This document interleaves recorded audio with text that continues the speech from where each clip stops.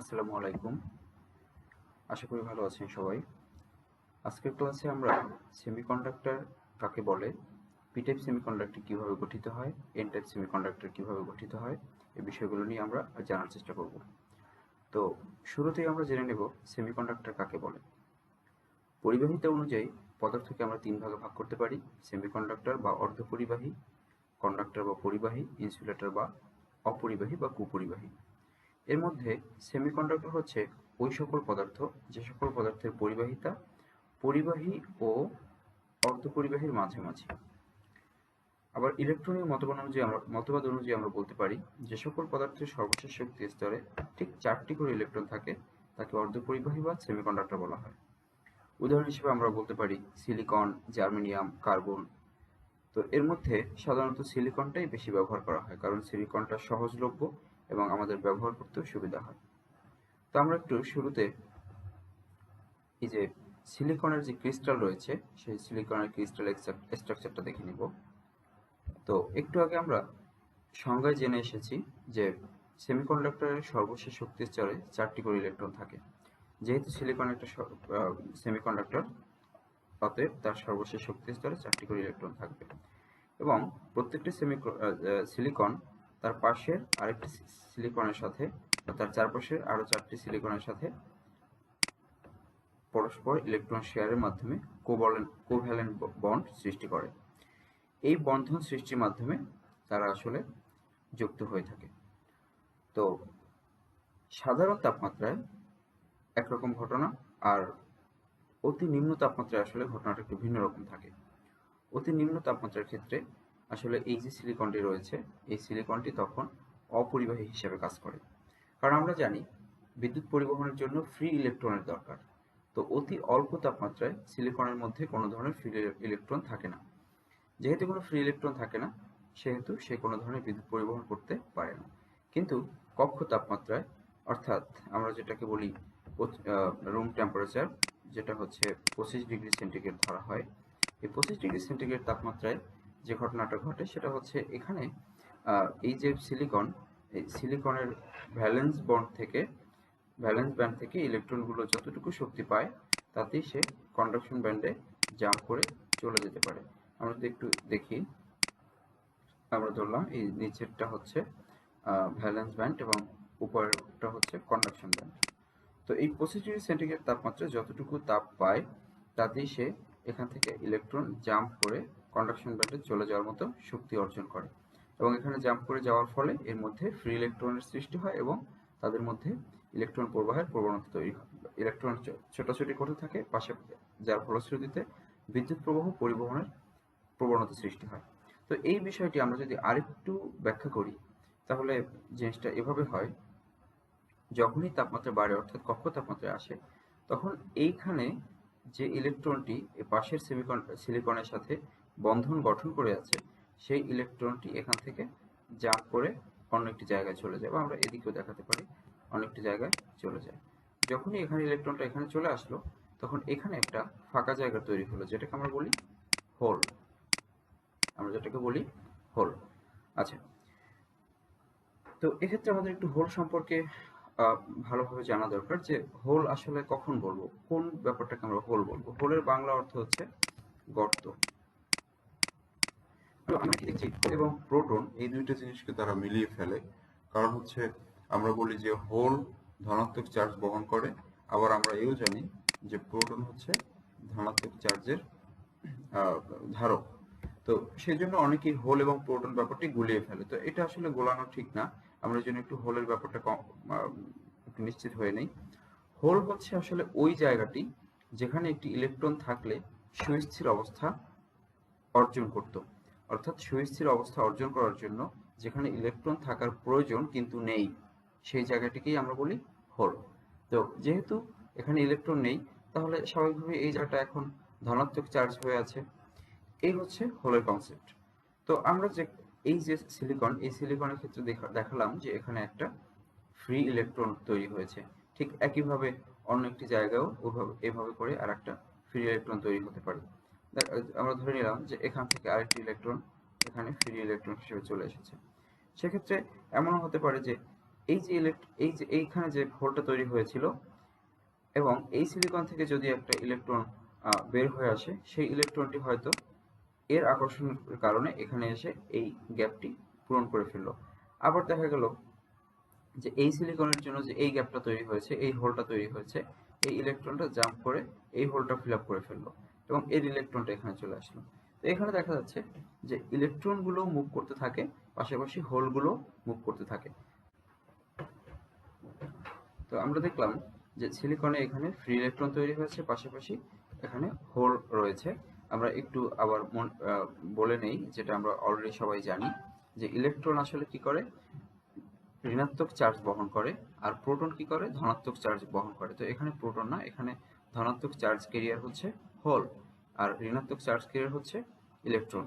তো এভাবে কক্ষ তাপমাত্রায় একটা সিলিকনের মধ্যে বা একটা সেমিকন্ডাক্টরের মধ্যে যে পরিমাণ ফ্রি ইলেকট্রন তৈরি হয়, সেই পরিমাণ ফ্রি ইলেকট্রন যতটুকু বিদ্যুৎ প্রবাহিত করতে পারে, সেটা আমাদের যে প্রয়োজনীয় কাজ, সেই কাজের তুলনায় আসলে নগণ্য।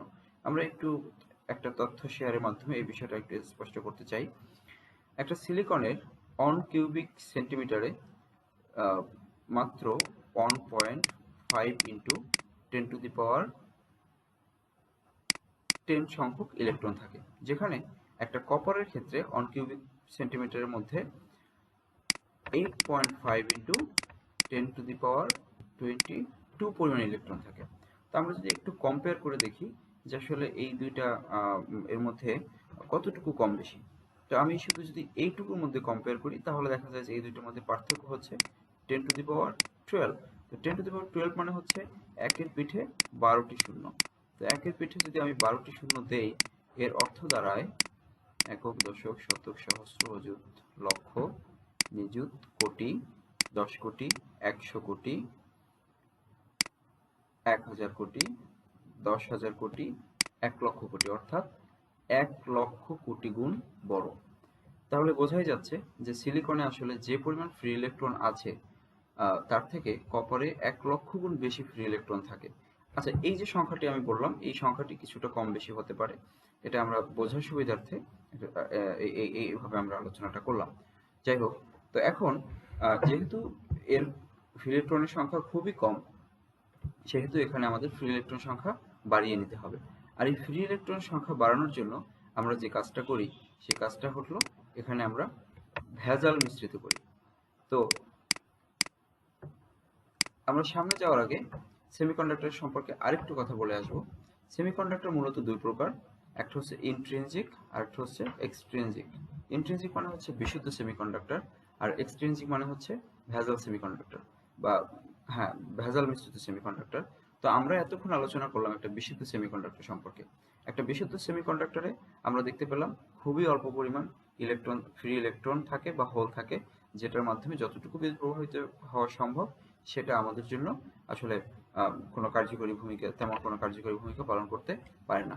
এবং এই যে ভেজাল, এই যে বিশুদ্ধ সেমিকন্ডাক্টরের ফ্রি ইলেকট্রন কম হওয়ার কারণে যে কাজটা আমরা করতে পারি না, সেই জন্যই আমরা আসলে বাইরে থেকে ভেজাল যুক্ত করি। আর এই যে ভেজাল মেশানোর প্রক্রিয়া, এই ভেজাল মেশানোর প্রক্রিয়াকে বলা হয় ডোপিং। ডোপিং এর সংজ্ঞাটা আমরা এভাবে বলতে পারি যে সেমিকন্ডাক্টরের পরিবাহিতা বাড়ানোর জন্য বাইরে থেকে যদি ভেজাল মিশ্রিত করা হয়, তাহলে সেই ভেজাল মেশানোর প্রক্রিয়াটাকেই বলা হয় ডোপিং। এই ডোপিং বিষয়টা আমাদের ইলেকট্রনিক্সে বা সেমিকন্ডাক্টরের ক্ষেত্রে খুবই গুরুত্বপূর্ণ একটা বিষয়। তো ভেজাল সেমিকন্ডাক্টর যখন আমরা তৈরি করি, তখন কি ঘটে আমরা একটু দেখব। এখানে দেখা যাচ্ছে যে আমরা একটা সিলিকনের সাথে একটা সিলিকন ক্রিস্টালের মধ্যে আমরা একটা ভেজাল হিসেবে যুক্ত করেছি পঞ্চযোজী একটা মৌল, ফসফরাস। আমরা জানি ফসফরাসের সর্বশেষ শক্তি স্তরে 5টি ইলেকট্রন আছে, অর্থাৎ এর যোজনী 5। তার মানে সে 5টা পরমাণুর সাথে যুক্ত হতে পারে।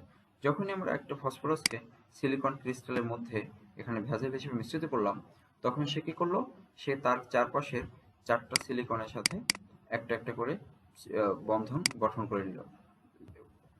এবং এই বন্ধন গঠন করার ফলে সে যখন 8টি ইলেকট্রনের মাধ্যমে সুস্থিতি অর্জন করলো, ঠিক তখন দেখা যাচ্ছে যে একটা ইলেকট্রন অতিরিক্ত থেকে গেল। তখন এই ফসফরাস কি করে, তার এই অতিরিক্ত ইলেকট্রনটি ত্যাগ করে। যখন এই অতিরিক্ত ইলেকট্রনটি ত্যাগ করে, তখন এই ক্রিস্টালের মধ্যে আসলে একটা ফ্রি ইলেকট্রনের তৈরি হয়। এভাবে করে যখন আমরা একটা সেমিকন্ডাক্টরের মধ্যে ভেজাল হিসাবে পঞ্চযোজী মৌল যুক্ত করি, তখন এভাবে করে ফ্রি ইলেকট্রন তৈরি হয়। তো সাধারণ এখানে আমরা একটা পরমাণুর ক্ষেত্রে বললাম, কিন্তু যখন ভেজাল হিসেবে ভেজাল যুক্ত করা হয়, তখন দেখা যায় যে ভেজাল হিসেবে কয়েক কোটি পরমাণু যুক্ত করা হয়, আর কয়েক কোটি পরমাণু যুক্ত করলে তার জন্য কয়েক কোটি ফ্রি ইলেকট্রন তৈরি হয়, যার ফলশ্রুতিতে দেখা যায় যে ফ্রি ইলেকট্রনের সংখ্যা অনেক বেড়ে যায়। তো যেহেতু এখানে ফ্রি ইলেকট্রনের সংখ্যা বেশি, আর ইলেকট্রন যেহেতু নেগেটিভ চার্জ বহন করে, অর্থাৎ এই ক্রিস্টালে তখন নেগেটিভ চার্জের আধিক্য বেড়ে যায়, যে কারণে আমরা এটাকে বলি নেগেটিভ টাইপ, অর্থাৎ আমরা এটাকে সংক্ষেপে এন টাইপ বলে থাকি। তো আমরা এখানে বুঝলাম যে আসলে এন টাইপ সেমিকন্ডাক্টর কিভাবে গঠিত হয়। আচ্ছা, এরপরে আমরা দেখব যে পি টাইপ সেমিকন্ডাক্টর কিভাবে গঠিত হয়। তো পি টাইপ সেমিকন্ডাক্টর গঠনের জন্য যেটা করা হয়, একটা বিশুদ্ধ সেমিকন্ডাক্টরের সাথে ভেজাল হিসেবে একটা ত্রিযোজী মৌল যুক্ত করা হয়। তো পি টাইপ সেমিকন্ডাক্টর তৈরি করার জন্য বিশুদ্ধ সেমিকন্ডাক্টরের সাথে ভেজাল হিসেবে ত্রিযোজী মৌল যুক্ত করা হয়। এখানে আমরা বোরন যুক্ত করে দেখিয়েছি। আমরা চাইলে ত্রিযোজী আরেকটি মৌল আমরা অ্যালুমিনিয়াম যুক্ত করেও দেখাতে পারতাম। আচ্ছা, যখন বোরন যুক্ত করা হয়, তখন দেখতে পাচ্ছি এই বোরন তার তিন পাশে তিনটি সিলিকনের সাথে বন্ধন গঠন করে, কিন্তু এখানে একটি হোল থেকে যায়, একটা ফাঁকা জায়গা থেকে যায়। তখন যেটা হয়, আমরা একটু আগে যে প্রথম দিকে যে আলোচনা করে এসেছিলাম যে এখানে কক্ষ তাপমাত্রায় অলরেডি কিছু ফ্রি ইলেকট্রন থাকে, সেখান থেকে একটা ফ্রি ইলেকট্রন এসে এই জায়গাটিকে দখল করে, যার ফলশ্রুতি দেখা যায় যে একটা হোল তৈরি হয়। এভাবে করে এই সময়টায় মানে এই অবস্থায় ধনাত্মক চার্জের আধিক্য বেড়ে যায়, অর্থাৎ হোলের পরিমাণ বেড়ে যায়। তো ঠিক একটু আগে যেমনটা বলেছি যে ভেজাল মিশ্রিত করার জন্য আসলে কয়েক কোটি পরমাণুকে যুক্ত করা হয়। তো যেহেতু একটা পরমাণু যুক্ত করলে একটা হোল তৈরি হয়, ঠিক একইভাবে এক কোটি পরমাণু যুক্ত করলে এক কোটি হোল তৈরি হবে, অর্থাৎ এখানে দেখা যাচ্ছে যে ধনাত্মক চার্জের পরিমাণ বেড়ে যাচ্ছে। তো সেক্ষেত্রে আমরা এই যে অবস্থাটা তৈরি হয়, সেটাকে আমরা বলি পি টাইপ সেমিকন্ডাক্টর, অর্থাৎ পজিটিভ টাইপ সেমিকন্ডাক্টর। আরেকটি কথা একটু আমরা আলোচনা করে নেই, এটা একটু আগেই আলোচনা করা যেতে পারতো। এন টাইপ সেমিকন্ডাক্টরে দেখা যায় যে ইলেকট্রনের সংখ্যা বেশি, যেটাকে আমরা বলি ঋণাত্মক charge carrier, negative charge carrier. আর প্রোটনের সংখ্যা সেখানে হোলের সংখ্যা থাকে কম, অর্থাৎ ধনাত্মক চার্জ ক্যারিয়ারের সংখ্যা কম থাকে।